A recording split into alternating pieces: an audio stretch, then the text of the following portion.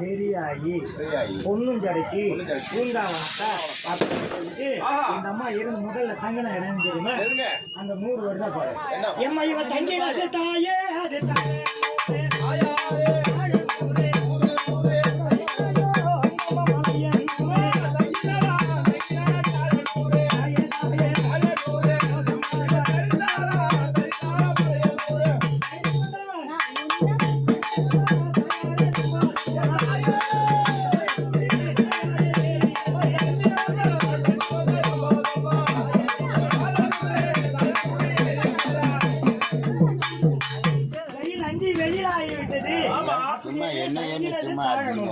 அந்த சாழம் ஒரு ஏரி